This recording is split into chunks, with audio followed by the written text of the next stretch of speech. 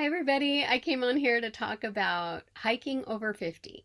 If you can walk, you can hike. And I just want to give you some tips on how to get started.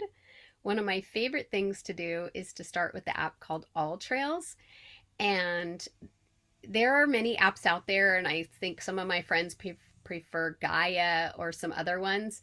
But I started with All Trails. I know how it works, and it has served me well. So that's the one I'm going to talk about because that's the one I use. And what I enjoy about this app is that you can open it up and it will recognize where you are. So it'll start telling you about hikes in your area. It will tell you family friendly hikes, dog friendly hikes, like with some suggestions. But you can also put filters in, which is really cool because um, I've been doing more challenging hikes now that my kids are older. And when I put in the parameters, I like to put more than 1500 elevation gain, over 5 miles, things like that. Now, I did have a funny story when I was visiting my brother in Florida. I decided to look up some hikes, put in my parameters. There was nothing available. So Florida's pretty flat, as is, I think it's Oklahoma. I have a friend who lives there, and we talked about this, which in that case, I would just say make it a longer hike. The shorter ones that have higher elevation, they're going to take you longer because they're just more challenging. So making a longer hike helps. Now, if you're just starting out, you can put in parameters that you want either easy, moderate, or hard. If you're just starting out, I would start with easy hike or moderate maybe. And then you can put in shorter mileage or under 1,000 elevation gain, I would recommend. Interesting thing, if you put in something over 5 miles or you don't give a mileage limit, you can always go and then turn around and come back. But I like to finish my hikes. Usually I like to get to the end if it's an out and back or a loop. So you can put in the number of miles that works for you. Um, you can also put in things like if you have your dog with you or other things like that, right? And I love to check the reviews on All Trails. There are people who just did that hike or who have done the hike, and they can tell you the exact, their exact experience. So maybe a trail is overgrown, maybe there wasn't enough shade for the amount of heat and sun they had that at that time of year. So I like to check recent reviews, or I'll check reviews from like a year ago and maybe 11, 12 months, 13 months. So I can kind of gauge. So if it's summertime or if it's springtime, you can get, there isn't shade at certain times a year. The other good thing about looking at the reviews is you can find out about parking. Um, some parking lots are really small, some of them are popular, so they fill up, and maybe some fill up by 6:30, like a hike that's local to me, which means you need to meet your friends or you need to start your hike at 5:30 because you want a parking spot. Otherwise, you might have to park a mile away. That's going to add length to your hike. So wildlife in the area, not really a concern of mine. If I happen to be hiking in grizzly bear country, I might be a little more cautious. But generally, in my experience over 20 years and lots of other people I know that hike, generally wildlife kind of keeps to their self. My biggest fear on the trail, oddly enough, because I live where mountain lions, bears, and rattlesnakes live also. Um, my biggest fear is poison ivy or poison oak.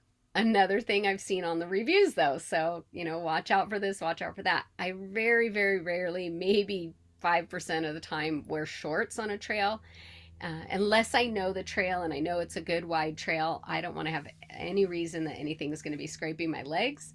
So, that those are helpful in the reviews.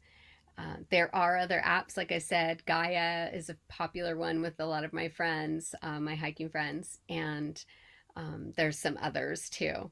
So you can also look on, Google. There's blogs, there's YouTubes, which I do if there's a trail that's kind of unique and maybe has a little more going on with it. But you can definitely, Google or YouTube, search YouTube for any of the hikes that you're planning on doing to get a little more idea of the terrain.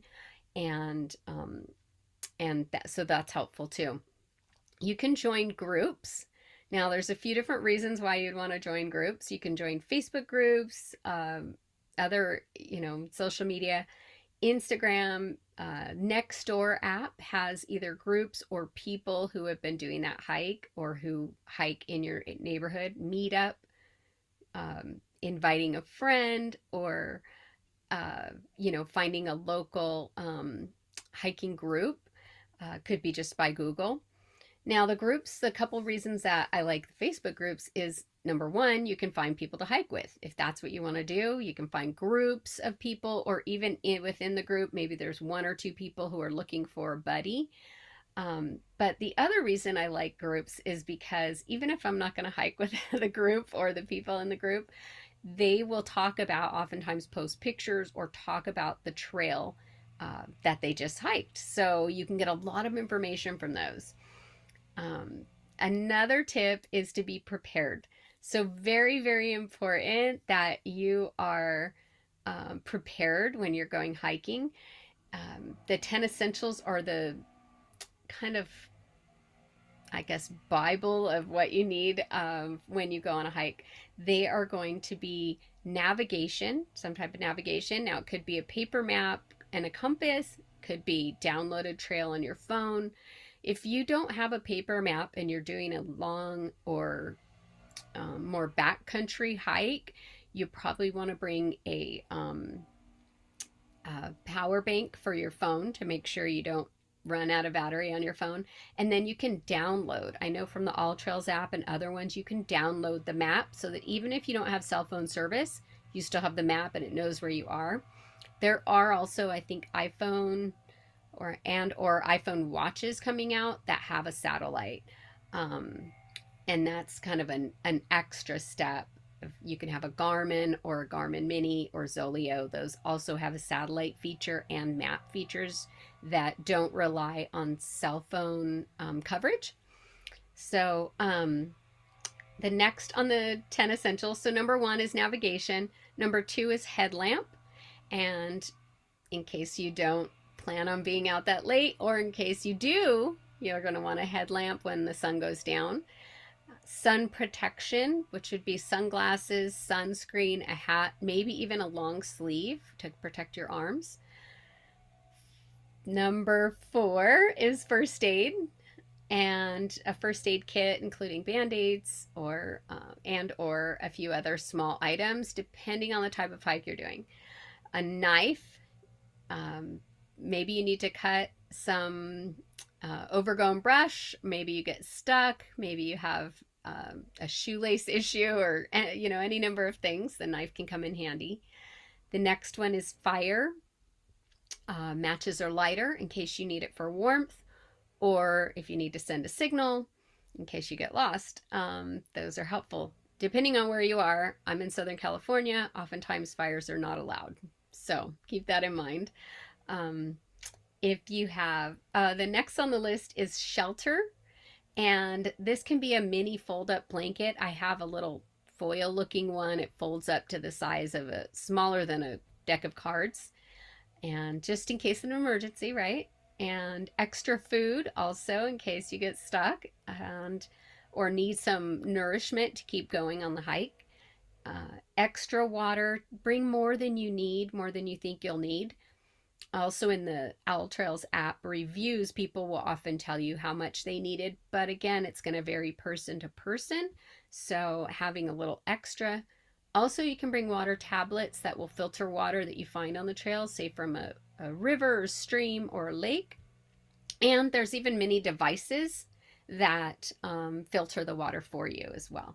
Extra clothes, again, if the weather changes or you get stuck, and that will be helpful. So those are the 10. They're navigation, headlamp, sun protection, first aid kit, knife, some form of fire, shelter, extra food, extra water, and extra clothes. So those are the 10 essentials.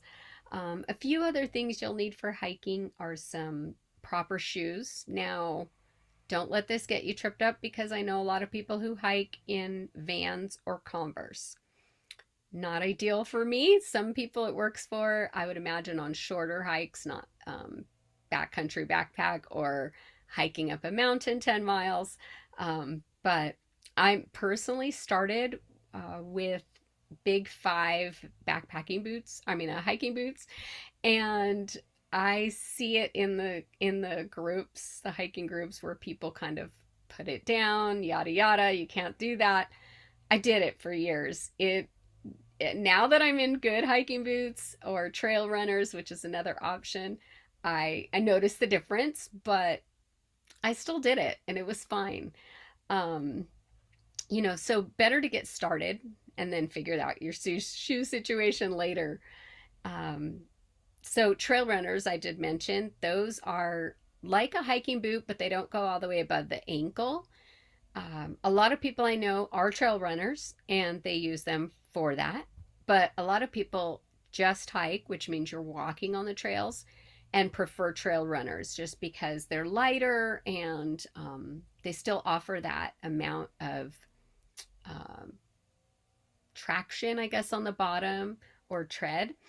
Um, and yeah, so pretty much you need water, you need your 10 essentials, and you need some shoes, and you can get started. Now, there are a few special considerations for people over 50, and not everybody over 50 does this, but these are some things that I found help myself and some of my friends who are over 50. Trekking poles, especially when you're coming down a hill, are going to be really helpful for your knees, protection on your knees. And then if you're in a really bumpy area and you're not sure of your balance or you're not exactly sure of yourself, that's going to help. You're going to have the trekking poles to give you a little more stability. um, Keeping your weight lighter. So if you have a backpack full of your 10 essentials, kind of think about what you're going to need. And there are things such as ultra light backpacking items that you can find. They are generally a little more expensive because they're made to be particular material that's lighter. That's not necessarily what you need. Just go through and say, if I'm doing a 4 mile hike and it's in a well populated area, I can go with a smaller first aid kit or a smaller knife, different things like that, right? Um, and the lighter weight is going to help your knees. And it's going to make it easier for you to go a longer distance or a little more challenging.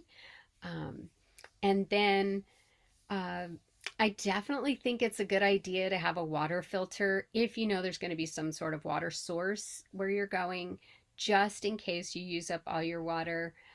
I feel like that's really important for those of us over 50, and also electrolytes because we lose minerals. We lose minerals when we're exerting ourselves, and I think we need a little bit. I've seen people in their 20s on trails. They have a small, Crystal Geyser plastic water bottle and nothing else. um, that's okay.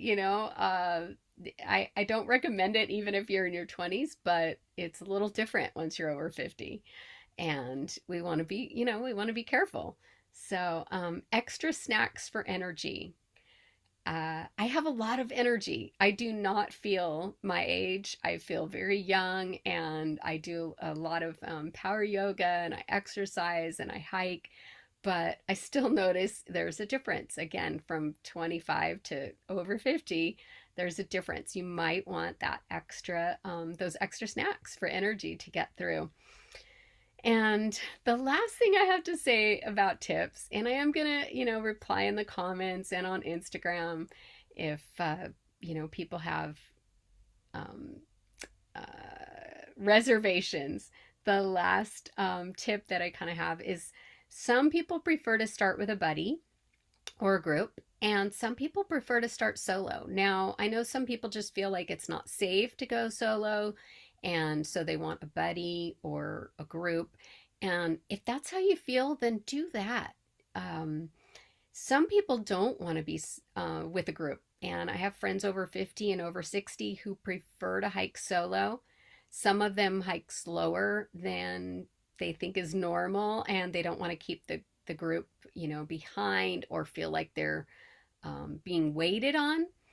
And I think the biggest takeaway from that is to do what feels right for you. If you want to hike solo, hike solo. Be prepared, bring the things you need so you're being safe. And then if you want to hike with friends or a group or a buddy, do that. Do what makes you feel comfortable. Don't let people tell you what you should do, what you can't do, what you need to do. Do what feels right for you. Definitely, be prepared in any of the situations. Even if you're hiking with others, I would say be prepared to hike solo. You just don't know what's going to happen, and you don't know how prepared they are. So it's better to, be prepared 100% for yourself to take care of what you need to. And yeah, I have um, some comments that pop up that I read in other people's posts or YouTube videos, and I really want to address those.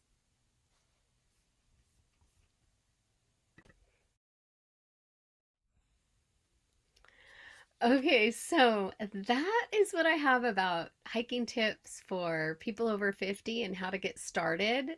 For people over 50, please comment, like, subscribe, and share. And I'm super excited to hear all of your questions or comments, because I feel like hiking has just been such a game changer for me over 50. I have, exercised, I've done yoga for many years, which I love.